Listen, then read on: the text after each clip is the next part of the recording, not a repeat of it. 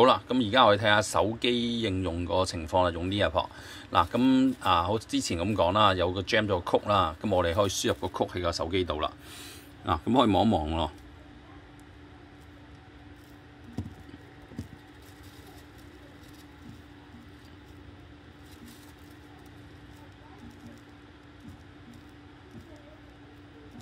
咁基本上咧冇分大細階嘅。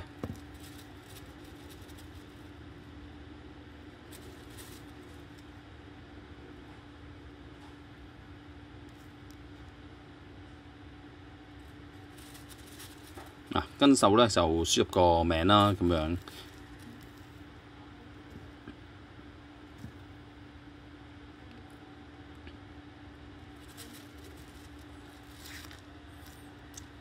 好啦，咁好之前嗰個片咁樣啦，我哋先係做呢個polling 先嘅。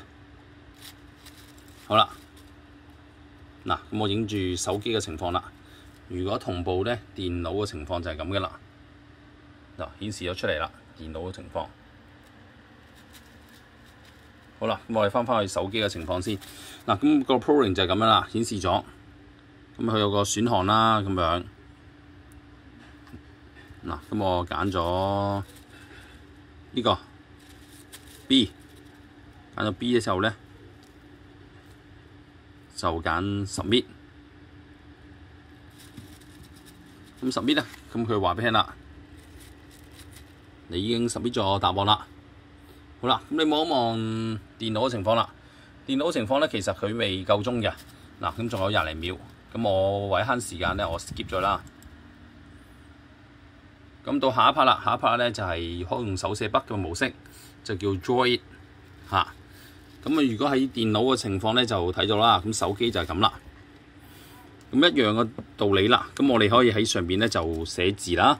咁例如我就寫啦，咁樣寫 dry 咁寫 dry 啦。咁我都寫得粗疏啲，不過都表達到啦。好，跟住同一情況啦，揀翻 submit。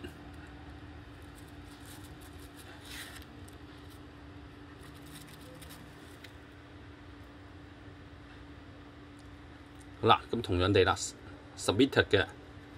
好啦，咁到翻啦上邊啦，咁上邊就睇到個情況啦，咁顯示個答案出嚟啦。咁當然啦，我一個人作答梗係得李 Sir 一個啦。好啦，咁到翻咧就係下一條咯，下一條咁啊 loading 啦。咁下一條係另一組嘅應用模式嚟嘅，即係我哋有呢個投票啦 polling 啦，好 multiple choice 咁樣啦，亦都有 draw it 啦，就畫啦寫字啦。跟住呢個咧就係咩咧？呢個就係長題目啦。咁我哋望一望啦，手機個版本就係咁啦。咁呢條長題目我之前都 show 過㗎啦。咁我基本上係一個 open-ended question 嚟嘅。咁喺上面打字啦，一撳入去你見到 show 到佢打字啦。咁樣就我就打個簡單字啦，就 try 啦，咁樣當係 send 咗啦。咁一樣啦 ，submitted， 咁交啦。咁同一個情況啦，咁顯示咗答案啦。佢話俾你聽，已經交咗啦。好啦，咁你可以望翻上邊啦。咁我原本條長題目咧個時間就好長嘅。咁你見到啦，李 Sir 咧答案就係一句 try 咁樣又顯示咗啦。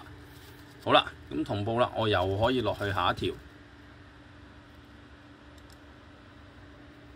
下一條咧亦都係最後一部分啦，就係我講非常有趣嘅 fill in the blank。fill in the blank 咧基本上你做 matching 啦，好似你自己認為邊個答案係咧，咁就搬上去啦。例如我依條 condenses， 我搬去呢個位，咁做咗啦。咁做完咧你就 done。咁基本上咧佢話你做晒啦 ，good try。咁你做晒5條啦。咁上邊咧就顯示咗啦，老師版嘅答案。好，咁我操作到大致如此啦。咁完成㗎啦。咁你撳埋 close。